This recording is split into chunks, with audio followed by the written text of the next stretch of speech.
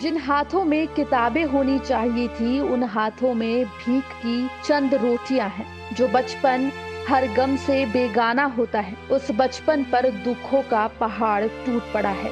7 साल की इस बेटी पर अपने छोटे छोटे भाई बहनों के पेट भरने की जिम्मेदारी आ पड़ी है। कोरोना का काल इन बच्चों पर ऐसा टूटा कि एक पल में ही इनकी जिंदगी बदल गई।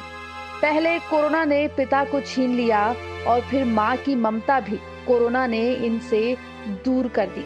भिंड के अमाहा गांव के रहने वाले ये मासूम अब दरबदर हो गए हैं। एक खपरैल की कच्ची कोठरी है, लेकिन जब बारिश होती है तो फिर बच्चों को सिर छुपाने की जगह ढूंढनी पड़ती है। और यही वजह है कि बच्चों ने मरघट को अपना ठिकाना बना लिया है, क्योंकि वहां पर एक टीन शेड है जो इन मासूमों को बारिश से बचाता है।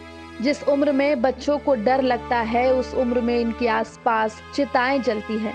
इतना दुख झेलने के बाद भी सबसे बड़ी बच्ची घबराई नहीं है। वो सरकार से गुहार लगा रही है, घर दो और स्कूल भेज दो।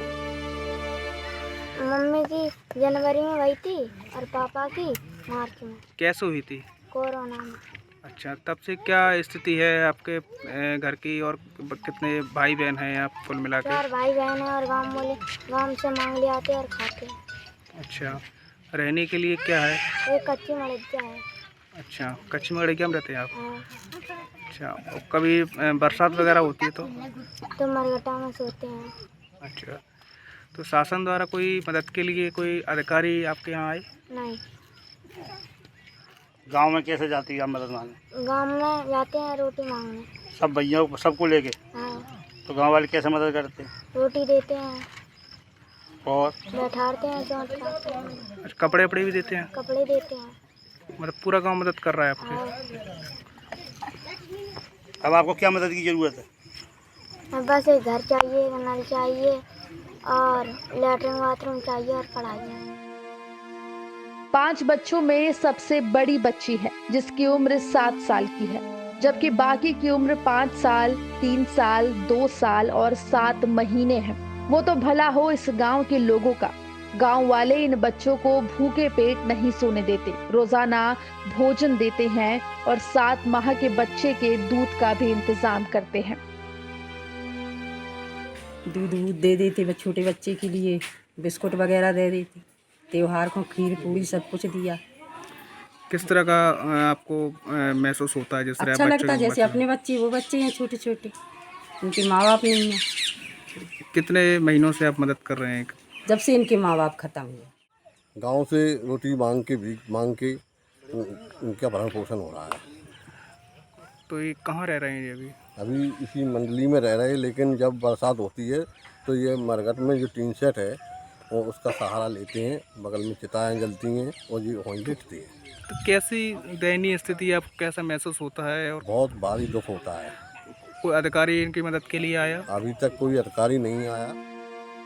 अब बात प्रशासन की। एमपी में शिवराज सरकार की योजना है कि जो बच्चे कोरोना की वजह से अनाथ हुए हैं, उनके लिए 5,000 रुपए की पेंशन, जबकि फ्री में राशन और फ्री में शिक्षा की व्यवस्था की जाएगी। लेकिन शायद इन मासूमों तक ये योजना आते आते ही खत्म हो गई। बच्चों की मां का निधन मार्च में हुआ था। लगभग 6 महीने हो गए, लेकिन अभी तक प्रशासन तक इन बच्चों की बेबसी की कहानी ही नहीं पहुंची है। जब हमने यहाँ के कलेक्टर से बात की तो उन्होंने मामले की छानबीन करने का भरोसा दिया है और साथ ही यह आश्वासन भी दिया कि जल्द से जल्द बच्चों को शिशु गृह या बालिका गृह में शीघ्र भेजा जाएगा।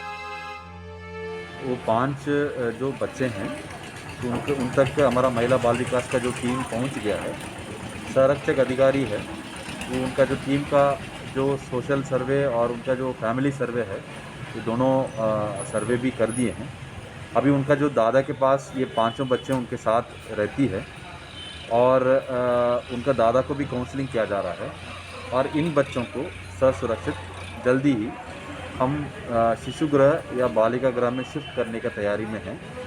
इनका जो माता पिता का जो डेथ हुआ है, क्योंकि उनका पिता का डेथ काफ़ी पहले हुआ, वैसे हमको मालूम पड़ा, और उनका माता उसके बाद यूपी साइड चले गए थे और उनका भी डेथ होने का हमको सूचना मिला है। उनका जो एविडेंस कलेक्ट करके देन उसके अगर बाल कल्याण योजना में अगर वो पात्र रहेंगे तो बिल्कुल उनका जल्दी ही प्रकरण बना के उसको भी सुविधा करेंगे। बट अभी हमारा प्राथमिकता है उन बच्चों को ससुरक्षित शिशुगृह या बाल गृह में शिफ्ट किया जाए और उनका दादा है जो उनको अन्य ये कर रहे हैं, वो सही ढंग से देखभाल नहीं कर पा रहे हैं, तो उनको काउंसलिंग करके उनको यहाँ से मामला अब कलेक्टर तक पहुंचा है तो उम्मीद है कि जल्द ही बच्चों की परवरिश की जिम्मेदारी प्रशासन उठा लेगा। लेकिन जिस तरह से ये बच्चे इतने दिनों से ठोकरें खा रहे हैं, शमशान घाट में रह रहे हैं, प्रशासन के सूचना तंत्र पर सवाल जरूर खड़ा कर रहा है। भिंड से हेमंत शर्मा की रिपोर्ट, MP तक।